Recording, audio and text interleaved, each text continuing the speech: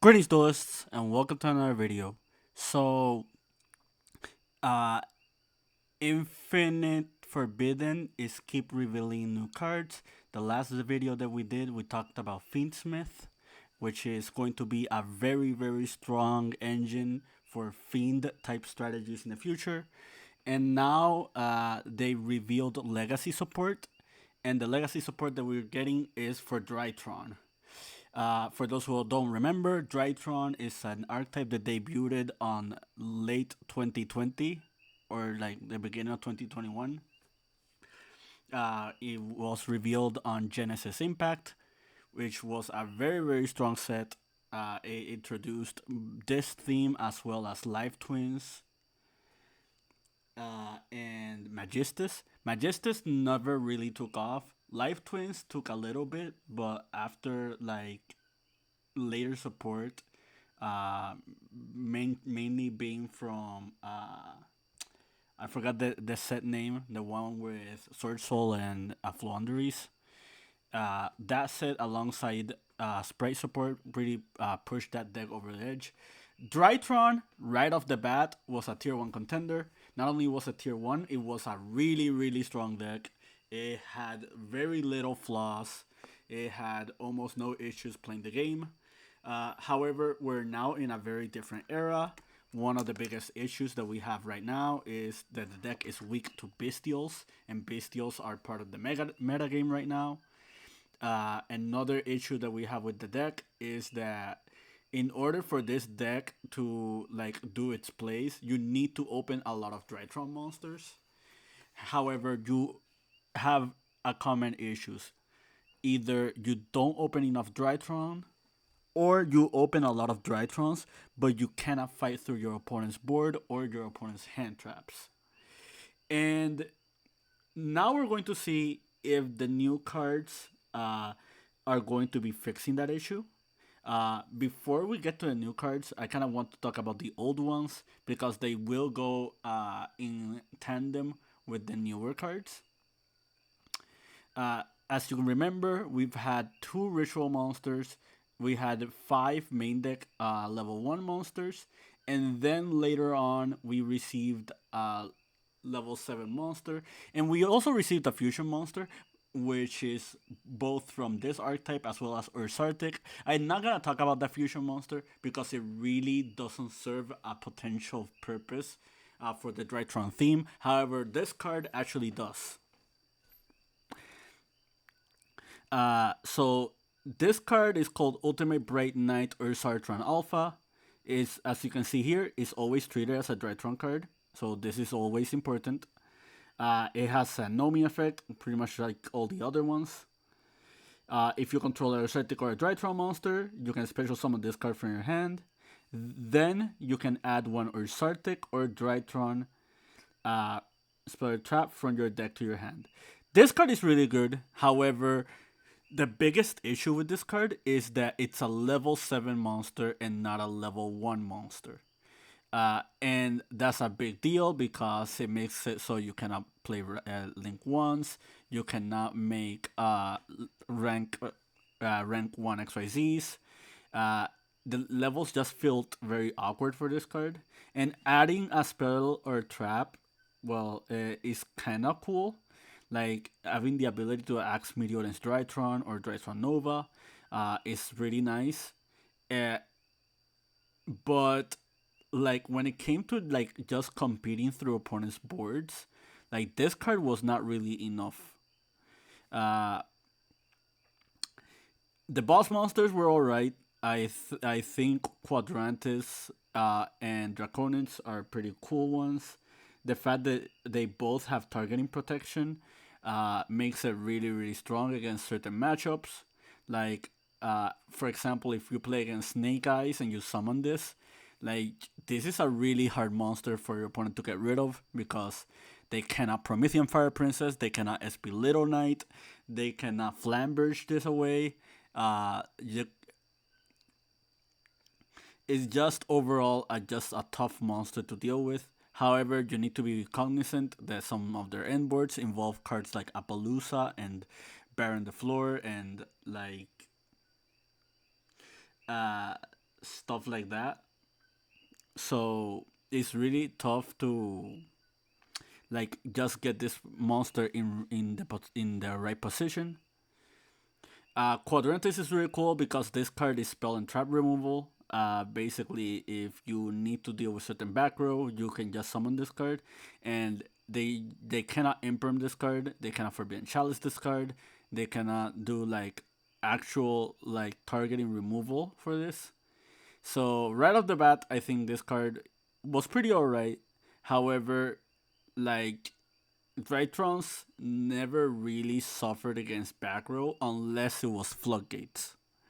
So this card was pretty much not being played, uh, and it's sad that for this card's activation you need a total of 2 levels or less between Drytrons. That means that you cannot use or Sartron Alpha as a material to get the proper value out of this card, which is kind of unfortunate. I'm not gonna talk about all the other Drytrons. Like you pretty much should already know where how they play right now. Now we're gonna go and talk about the new monsters. The first monster we're gonna talk about is new 2. So this card reads if it cannot be normal summon set, so basically Anami. You can only use each effect once per turn. You cannot ritual summon the turn you activate either of this card's effect except machine monsters. This is gonna be very very important because it means that you no longer get access to like playing Herald of Perfection or Herald of Ultimateness or stuff like that if you end up like activating this card. If there's a Drytron card on the field, you can special summon this card from your hand or graveyard, but banish it when it leaves the field. This is very important because it's both hand and graveyard. This one is only from hand. And for this, and you don't need to tribute in order to summon this card. And being able to be banished when it leaves the field is not a really big deal. The first reason is because of Mubera Fafnir, which is like one of the key monsters in the deck. You can just XYZ over this, and you no longer have to worry about this card getting banished. There is another role that this card will play after it gets banished if it ends up getting banished, but we'll talk about that in a moment. So overall, this card really really good, 9 out of 10. The other effect is if this card is special summon, you can add 1 Drytron monster from your deck to your hand. This adding a Drytron monster is better than this adding a Drytron Spirit Trap. This is really cool because essentially what something you can do is, let's say for example you Drytron Nova into like one of the monsters, like for example Alpha. You can special new can search or Sartic or Sartron can add Fafnir, and Fafnir can add you another one of these. And right off the bat, out of 1 Drytron, you got to 3 of them. But yeah, it also is really cool that this card triggers upon special summon, like just any special summon. It's not like the Arctic one where it has to be summoned by its condition in order for you to add. This card is immediately a +1, like right after it's summoned. So you can just Drytron Nova directly into new, and new into any other Drytron if you just open Drytron Nova, just to give you an example. Another thing you can do is just Nova into new into Ursartic into Fafnir, Fafnir into the other ones. So this is a really huge boost in consistency, and it's a really really strong extender. So now that we read into this card, let's read the new ritual monster. Take note, if you do activate this card, you are locked into the machine rituals. So that's super important. Now let's read the new monster. This is Drytron Meteonis Alpha Draconids. So you can ritual summon this card with Meteor's Drytron. That was a given. Other Drytron monsters you control cannot be destroyed by opponent's card effects. We'll talk about that in a moment. Up to twice per turn, when your opponent activates a monster effect, you can banish Drytron monsters from your graveyard whose attack are equal or exceed the monster activated's original attack, negate the activation, and if you do, destroy that monster. Again, we'll talk more about Drytrons whenever they get banished in a moment. If this ritual summon card you control is destroyed by your opponent, you can special summon one ritual monster with 4,000 attack from your hand or deck. This is treated as a ritual summon.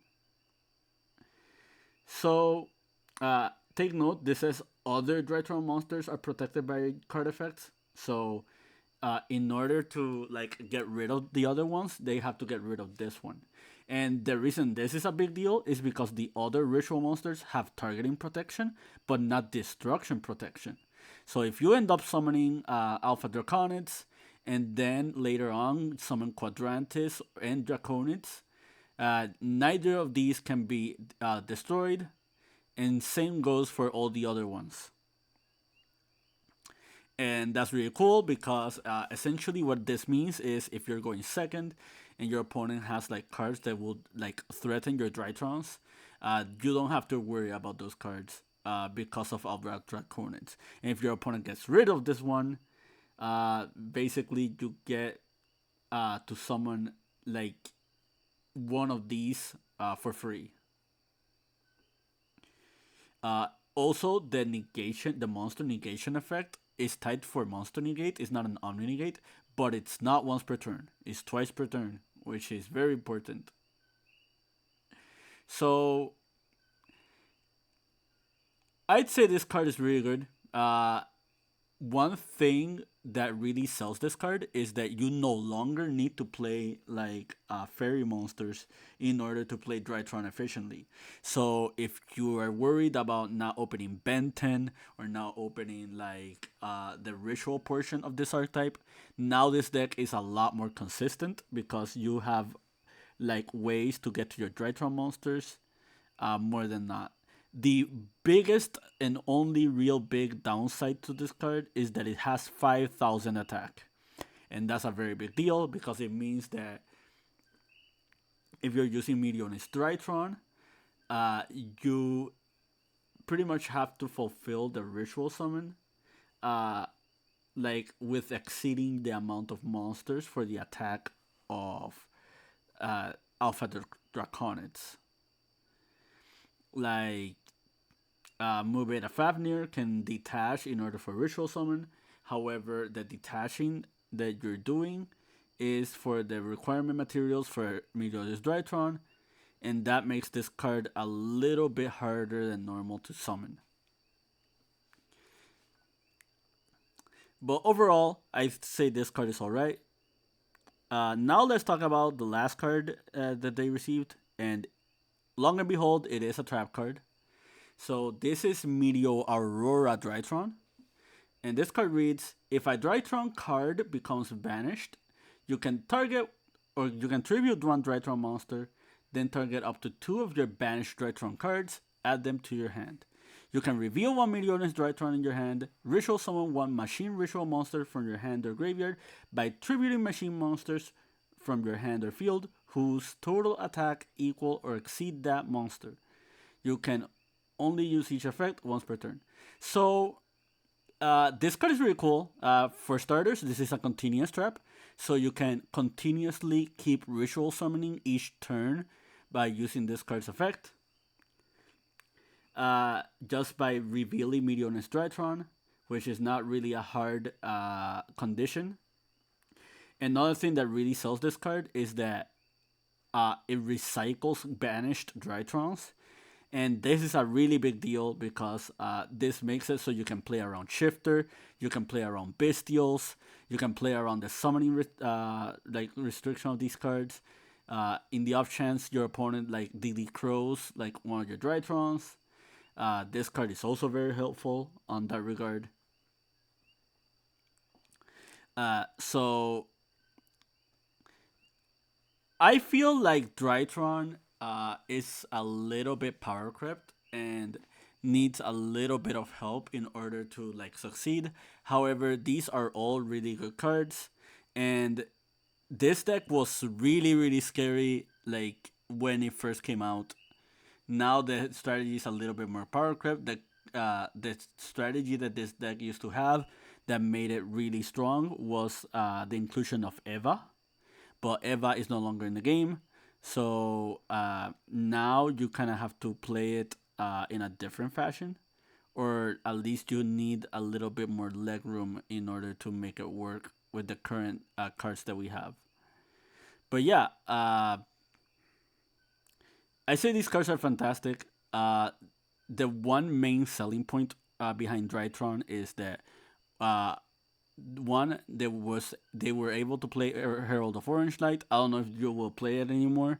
If you're going to play a more pure build, but you do have room for hand traps, and some of these hand traps can actually benefit from just being used as like XYZ material for Fafnir. Just to give you an example, so stuff like DD Crow, FF Veiler, Droll Lockbird. These are all cards that really help this theme. Uh, Not being able to rely on ultimateness anymore, or like the Cyber Angels, can also benefit this deck. However, Cyber Angel Benton is a really strong monster, and it just keeps like a constant surplus to the strategy, and it's not once per turn when this card is distributed to add one. It can add itself, so that's a really massive boost here. Between pre-prep, emergency, cyber emergency, Drytron Nova, Medium's Drytron, Drytron Fafnir, like this deck is already really consistent. Uh, like your odds of breaking with this deck should be very marginally like minimalistic, and now with new cards that really pump out the consistency of this deck, I we can see this deck actually taking off if it's built properly. The reason you don't see this deck in the OCG is because of Maxi. However, here in the TCG, we don't have Maxi. The deck is still weak to Droll Lockbird, which is a very popular card at the moment. However, that's not to take away how really powerful this deck is if you are uncontested by hand traps. But yeah, that's it from me. I hope you found this video informative and to your liking and understanding. More videos coming soon. Keep practicing and keep dueling.